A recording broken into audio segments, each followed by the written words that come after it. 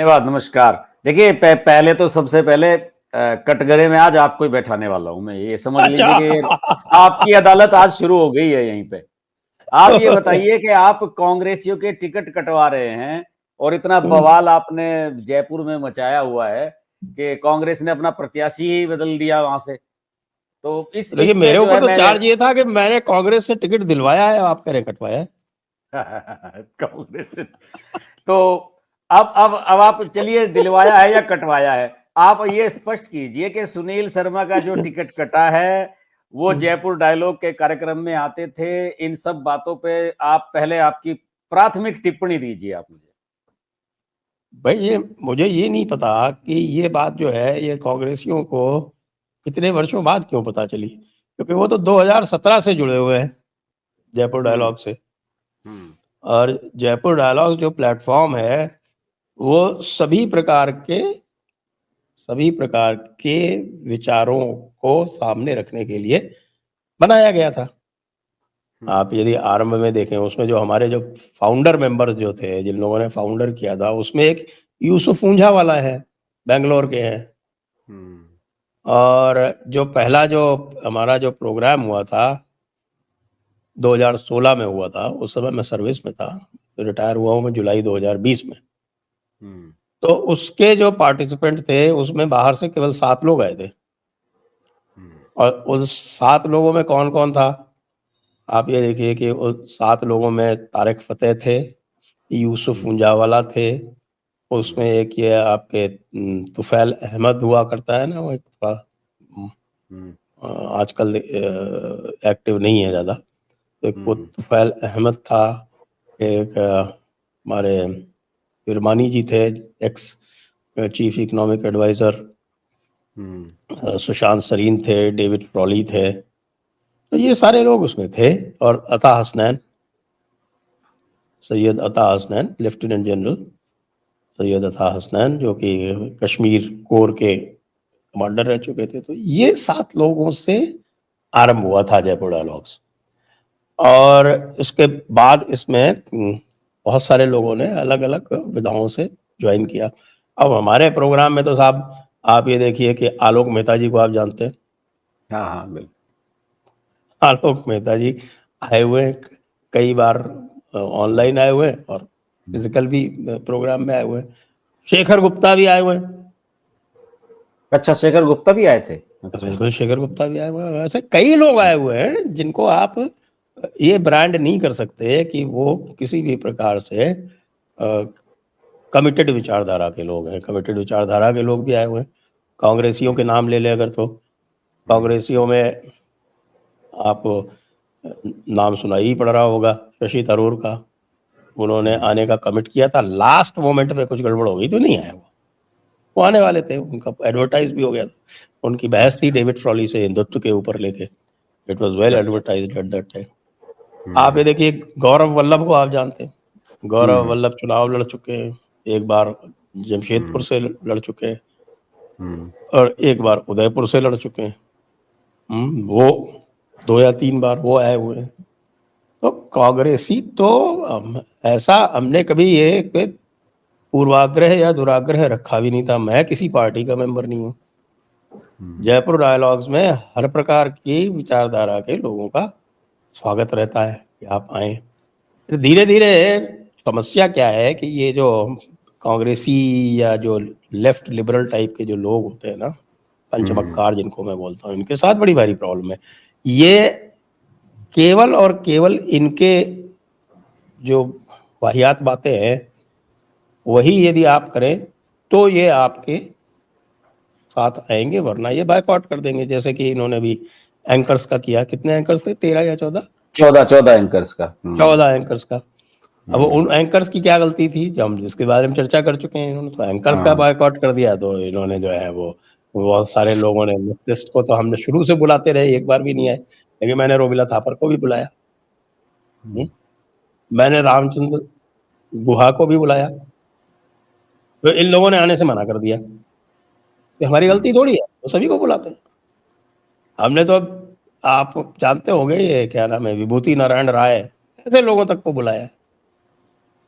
जो कि खाटी बिल्कुल जिसको हम बोलते हैं कि कांग्रेस का जो इकोसिस्टम है उसके ही पोषित है पूरी तरह से, ऐसे लोग भी आए हुए।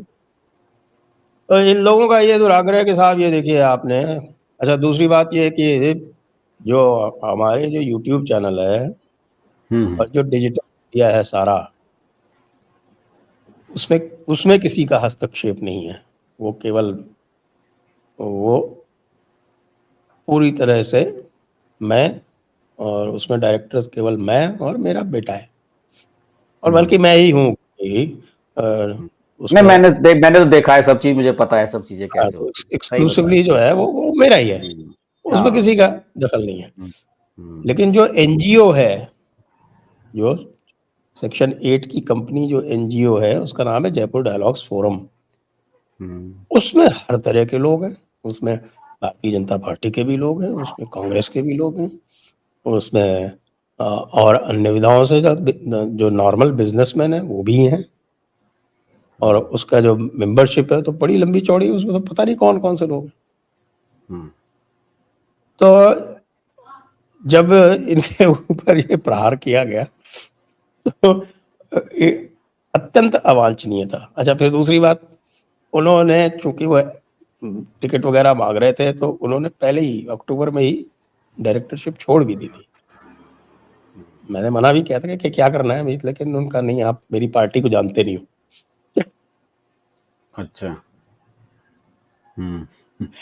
और ये बात सही भी है, क्योंकि देखिए आप तो मेरी चैनल अच्छी तरह से जानते हैं, हम तो भारतीय जनता पार्टी की भी आलोचना करते रहे हैं समय समय पर, आरएसएस की भी आलोचना करते रहे हैं, फिर उन्होंने कभी बुरा नहीं माना। आप देखो, उन्होंने कभी बायकॉट नहीं किया, बल्कि उनकी तरफ से, मैं नाम नहीं लूंगा, आरएसएस की तरफ से बहुत ही शीर्ष स्तर के, राष्ट्रीय स्तर के जो उनके राष्ट्रीय संगठन बने हैं अलग अलग, उनके जो मुखिया थे वो आके घर पे आके मुझसे बातचीत करके, और जिसको कहते हैं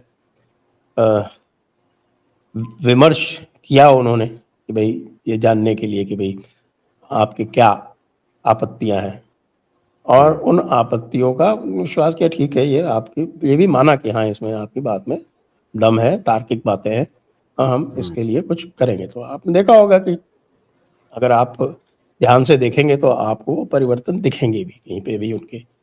तो ये तो होता है एक मैच्योर इंटरेक्शन, और एक होता है ये फूहड़ वाला जो अभी कांग्रेस ने दिखाया, और जो आज दिखा रहे हैं, जैसे कंगना रनावत का देख लीजिए।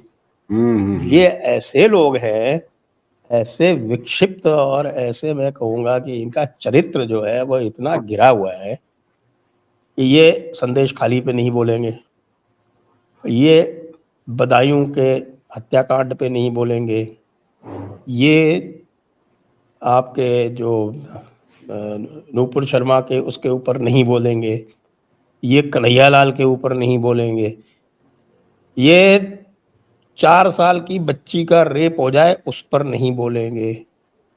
बोलेंगे किस पर? ये जयपुर डायलॉग्स पर।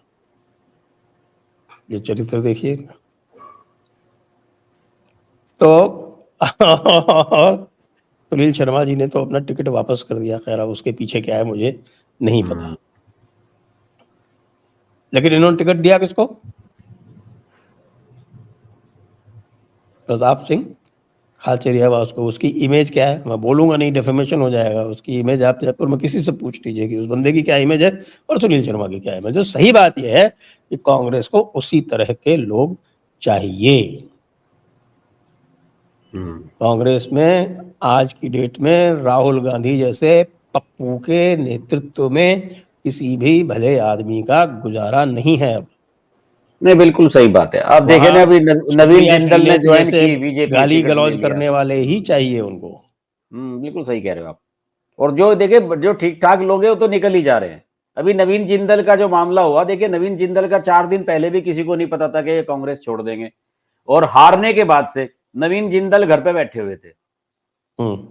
देखा होगा आपने, वो किसी कांग्रेस पार्टी की किसी गतिविधि में नहीं रहे, पिछले 10 साल से मैं देख रहा हूं उन्हें। और जब वो लास्ट टाइम सांसद थे तो उस समय वो सारे देश में घूमते थे, फ्लैग फाउंडेशन वाला कितना बड़ा काम नवीन जिंदल ने किया था, आप तो जानते हैं। ध्वजारोहण वाला कितना बड़ा काम किया उन्होंने। ऐसे लोगों की ये कदर नहीं करते कांग्रेस वाले, और उन्होंने मिनटों में बीजेपी ज्वाइन की और टिकट ले लिया और जीत भी जाएंगे। आप देखिएगा कल को अगर मिनिस्टर बनने जा रहे हैं। करनाल की सीट है, 5-7 लाख से जीतेगा। कुरुक्षेत्र से, सॉरी कुरुक्षेत्र की सीट है, 5-7 लाख से जीतेगा। हाँ, वो तो सारी की सीटें सीट जो है है उनकी। ना, आप हरियाणा की सीट आप उधर से ऊपर से अगर आप देखिए 10 सीटें हैं, 10 सीटों में 4 तो दिल्ली रोड की हैं। हाँ, सही बात है। अंबाला, कुरुक्षेत्र, करनाल और सोनीपत, हाँ, ये दिल्ली रोड की है, और 3 फिरोजपुर रोड की है, और 2 तो दिल्ली है, फरीदाबाद और गुड़गांव। हिसार ये दिल्ली रोड की है। नहीं, मैं कह रहा हूँ कि फरीदाबाद और गुड़गांव तो दिल्ली ही है। और फरीदाबाद गुड़गांव दिल्ली है, एक महेंद्रगढ़। ये 10 सीटें हैं, और इस 10 सीटों में चूंकि अपन इलेक्शन की भी बात करनी है, इन 10 सीटों में मुझे तो नहीं दिख रहा कहाँ पे कांग्रेस जीत सकती है। रोहतक को छोड़ के, रोहतक में हो सकता है जीत जाए। और एक सीट इन्होंने आम आदमी पार्टी को दे दी। आम आदमी पार्टी को कुरुक्षेत्र ही तो दी है। नहीं, वो दी है ना वो सुशील गुप्ता। हाँ, ये कुरुक्षेत्र वाली दी है शायद। हाँ, यही वाली कुरुक्षेत्र ही तो दी है। हाँ, इसीलिए नवीन जिंदल के लिए और भी आसान हो गया। नवीन जिंदल के लिए और भी आसान हो जाएगा। यहाँ तो बहुत एक तरफा लैंडस्लाइड विक्ट्री होगी उनकी।